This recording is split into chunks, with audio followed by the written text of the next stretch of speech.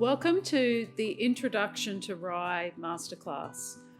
We're going to take you on a journey to help you understand the wonders behind Rye and Belgrove Distillery.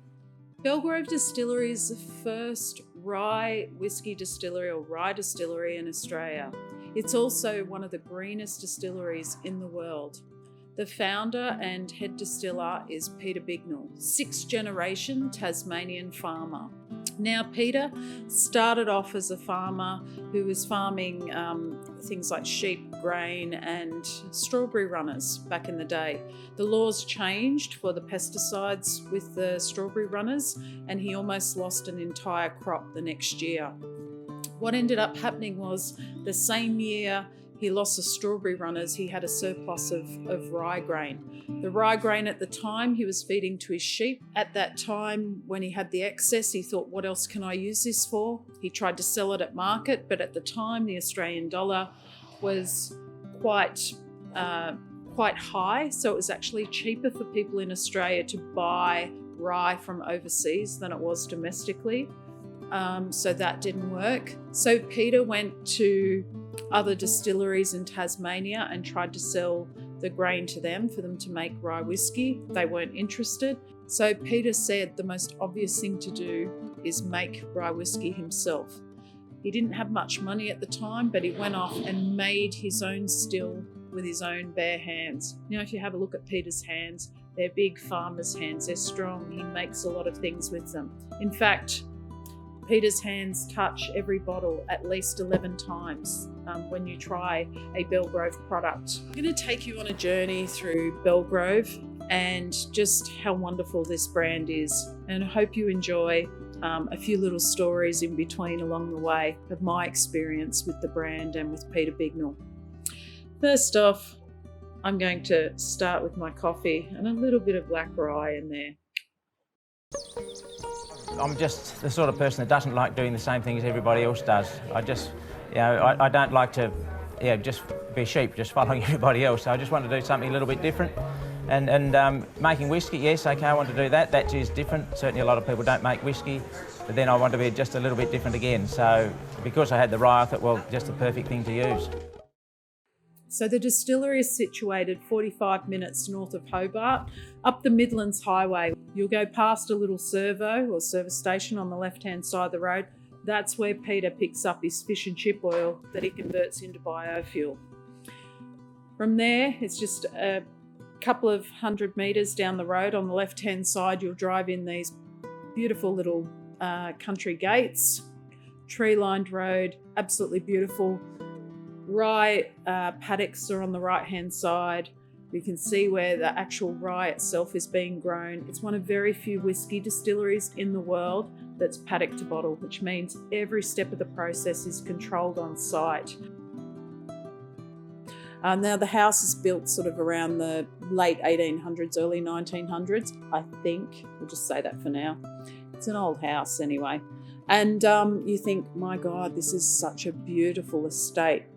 And then as you drive past the house, it's like driving into an apocalypse.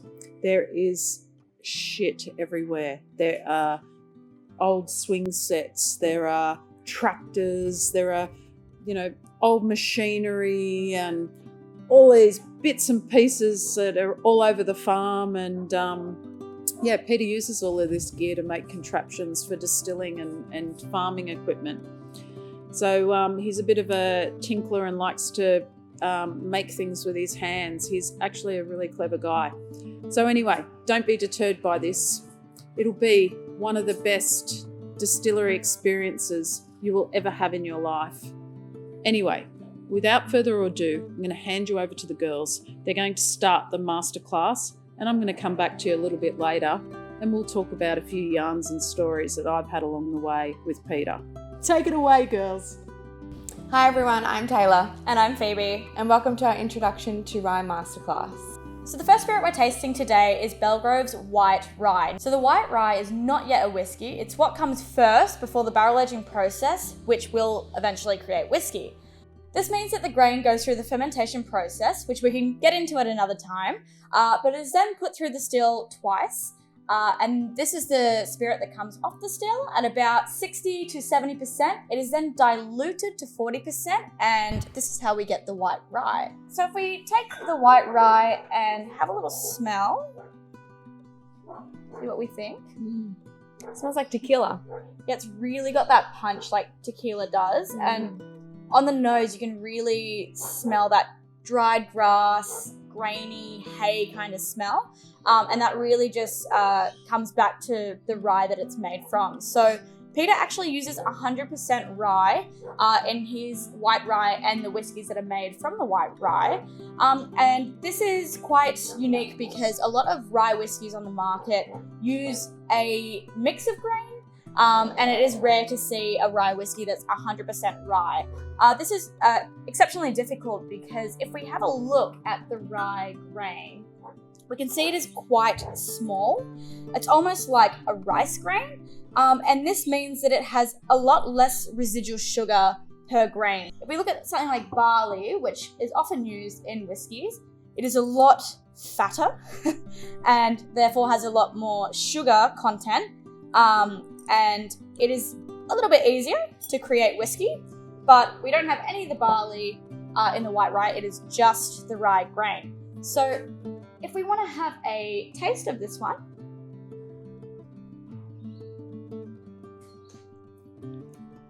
so you do get those really grassy and hay flavors that like we got on the nose. Yeah. It reminds me of a freshly baked loaf of rye bread. Yeah, so it is very prominent. It's almost like walking through a bakery kind of thing. And once you get past that initial grainy, bready sort of flavor, there are more subtle elements. So I get a bit of smoke in this one. Yeah, and a bit of a peppery little bit element. Of spice and peppery. Yeah, absolutely. And even if we go a little bit deeper, it is a little bit fruity. I wouldn't say fresh fruit, more dried. Fruit. But it is quite punchy. And it's definitely not one to be overlooked. Whilst the whiskies are, as we will see, a little bit more subtle and a little bit more elongated flavour, the white rye is really good to use in mixed drinks and cocktails. An espresso martini is a really good one to go with, and we will elaborate more on that a little bit later. There was this one time at band camp, my husband and I, Jared, were working with Peter at an event called Taste of Tasmania, or Taste Tasmania, which is an annual event that normally takes place down in Hobart. And basically it's all of the Tasmanian producers get together and show their wares. It is an amazing event. It happens between sort of Christmas and New Year's. So one year Peter was doing this, and as we were packing down the stand, Peter noticed that there was a bakery over the other side of the room throwing out bread that they weren't able to sell at the show. So Peter said, "Kathleen, quick, run over there, collect the bread and put it in my trailer for me." And I went, okay. So I've had to jump in the dumpster and start collecting the bread and putting it into the trailer for him. At the end of it, his trailer was absolutely chock-a-block full of this bread. I said, "Peter, what are you going to do with this?" And he said, "I'm going to distill it."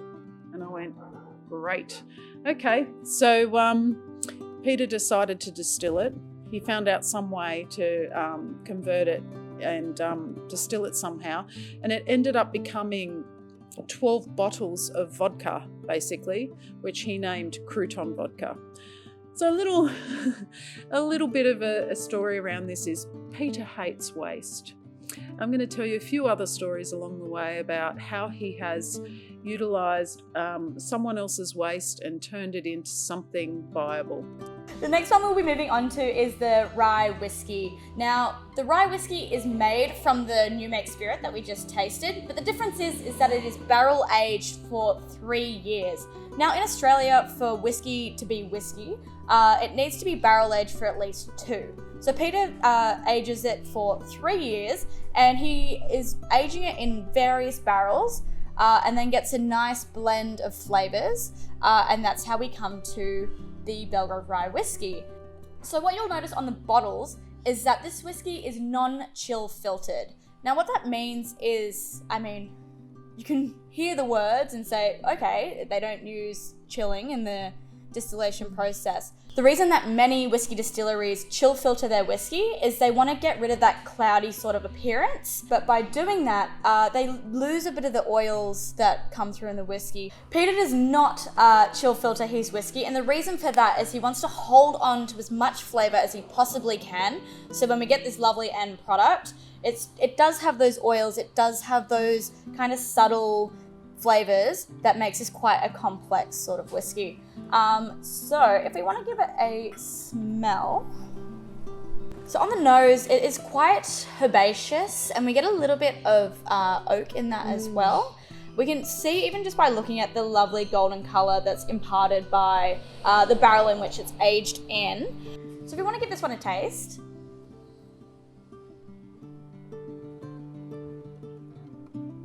You still get that hay grassy taste, but it's a lot more subtle than the white rye. yeah, and we can thank the aging process for that. It kind of brings down the punchiness of the white rye, but due to the barrel aging process, we get a very complex palette of flavors. I get flavors of fresh fruit and boiled lollies, and there's a sweetness to it, and we can attribute that to the kind of casks that it is aged in. Although Peter uses various cask types, the main cask for this whiskey is ex-bourbon casks. Peter gets these casks shipped in from America. He reconditions and recoupers the casks, and that's what he puts the new make spirit into, along with a few other casks, and that's how we get the end product. It's also got a subtle aftertaste with good length. Yeah, absolutely. As you said, the white rye is really punchy and it's very light. After we have the aging process with this spirit, it does lengthen the flavors in the mouth, and it is quite subtle and quite delicate, but still a very satisfying whiskey. Now, let's talk about when I was one day on Peter's property driving around. So in the distilling process, there are, when the spirit comes off the still, basically 3 stages that a distiller looks at when they're actually working out what cuts they need for the final spirit to go into the cask. So it starts off with the heads, which comes through the still first, then the heart, then the tails. You don't really want a lot of the heads or the tails in the process. They do use certain amounts of it, but to keep this quite simple, it's the heart that the distillers use that goes into majority of the cask. But what do they do with the heads and tails? Well, I'll tell you a little story about one use for it. I was going around the property with Peter one day in his 4-wheel drive. We'd just been down to feed the mash that was left over from the distilling process to the sheep. The sheep love the mash. So anyway, we're feeding the sheep, get back in the car, the windscreen's bloody filthy. Peter puts his windscreen wipers on. There's this weird smell, and I'm like, Peter, what is that? And he said, that's the heads from the distilling process. So instead of throwing them out or reusing them, whatever, he has put them in his windscreen wiper fluid container in his car. God knows what it did to the Duco on his 4-wheel drive, but he said it's particularly useful in winter. When there's ice on his windshield in Tasmania, it actually burns the ice off. So if you ever want to get rid of the ice on your windscreen, just get a few heads from the distilling process and put in your windscreen wiper fluid container. Alright, so thirdly we come to our Rye Whisky Pinot cask. So like the Rye Whisky that we just tasted before, this whiskey comes from the new make spirit, which is 100% rye, but instead of being aged in various cask types, it's aged in Pinot Noir casks. So Peter sources his casks from Tasmania. So they're Tasmanian Pinot Noir producers who age their wine in these barrels, and once they're done with them, shoot them off to Peter. Again, reconditions, recoupers the barrels, and then pops his new make spirit into it, and we get this lovely Pinot cask whiskey. So straight off the bat, we'll notice that it's a lot darker in colour, and we can thank the cask type for this. As you would know, Pinot is a lovely dark red wine, and the barrel does impart some of this colour to this whiskey. So if you want to give it a little smell, You can definitely smell the red wine. it's got that spicy kind of nuance to it. And if we give it a taste,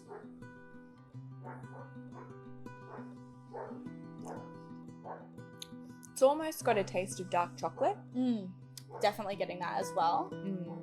And forest berries. Yeah, it's got that sweetness to it. Together it would be like a cherry ripe. Yeah, absolutely, it would be. It definitely has an oily, leathery characteristic to it compared to the rye whiskey, and definitely compared to the white rye. It is very tasty whiskey, and it's a really good way to get people that are used to drinking single malts into the world of rye. It kind of has similar characteristics, spicy, fruity, of those that are typically into single malt whiskey. Rye whiskey can be a little bit challenging for some people because of those really grassy, grainy notes that we really found in the rye and the new make. So if you're trying to convince your single malt friends to make the leap over into rye whiskey, this is a really good one to show them. So, along Peter's journey, he's made some wonderful friends in the industry. One of them is Mike Benny. Mike Benny used to run a show called Rootstock, which was a festival for winemakers. Mike Benny has also a fabulous independent bottle shop in Enmore in Newtown area called P&V. So he's been a huge supporter of Peter since day dot. But there was this festival he used to run for just winemakers, and he invited Peter along. I think Peter was like one of the only very few distillers invited because of his sustainable practices. And so Peter's there showing his wares. But Peter, this festival is also a sustainable festival. So it was all these winemakers and growers who and grape growers who basically don't use any nasty chemicals and, you know, do things in a sustainable way. So Peter noticed all of these wine fanatics walking around, tasting the wine and spitting it out. He couldn't believe it. So he said to Mike and his mates that organised the event, why don't we redistill those wine slops? Because basically, if this is a sustainable event, we should be using everything. And as you know, as I said before, Peter hates waste. So the next year, Peter turned up for the same festival and they all agreed that they would redistill the wine slops. So basically, Peter teamed up with the guys from Poor Tom's, which are a small urban distillery in Marrickville, just so we wouldn't have the miles back and forward from Tasmania and make it sustainable. The boys worked really hard and collected all the slops with Peter, and then they went back to the Marrickville distillery and redistilled the wine slops. Now, I was there and I'm standing there watching them tip these wine slops into the still. There were chunks of cheese, it was a reddish colour, it was really intense and vile. But anyway, once you run something like that through the distilling process, all the nasty germs are pretty much gone. So there would have been saliva and everything, but let's not talk about that right now. So the distillation process took place. The spirit came off the still, which is essentially like a unaged brandy or a new make brandy kind of thing. So pretty much distilled wine. And it came off the still clear. Then the testing time. We all had a little swig each and had a little taste. It was hard to get my head around, but I was brave enough to try it, and it was actually quite delicious. And as we're all sitting around talking about this product that was created from wine slops, one of the boys from Poor Tom said, it's kind of like when you're in a nightclub and you pash a stranger. And then we all laughed, and one of the boys came up with the idea of calling this product Kissing a Stranger. So the next year for this wine festival, they produced little bottles called Kissing a Stranger and sold it at the event. It was amazing. It sold out like that. And it was something that hadn't been done before. It's all around Peter's ethos about having no waste. So yeah, another little beautiful story about how Peter hates waste. So lastly, we have our Black Rye Coffee Liqueur. Now, before you taste this one, you want to give it a good shake because you will find sometimes there's a little bit of sediment that sinks to the bottom. We want to enjoy the maximum amount of flavor in this liqueur as it's a real winner in my eyes. So make sure you give it a good shake before you pour it into your glass. Now, the Black Rye Coffee Liqueur is made from grappa and white rye. Now, grappa is a distilled spirit made from grapes, and the white rye is obviously our old friend that we tasted at the very beginning. If we want to give a smell and a taste and see what we think.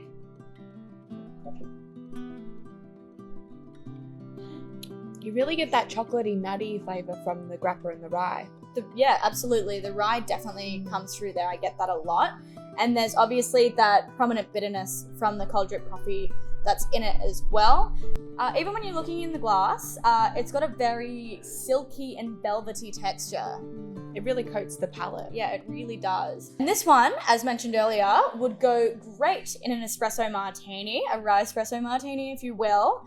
So to do that, you would do 1 part of the white rye, as mentioned before, 1 part of the black rye, and 1 part of espresso, whether you make it yourself or use a cold drip coffee. Shake it hard in a shaker with ice to get that nice crema foam on the top.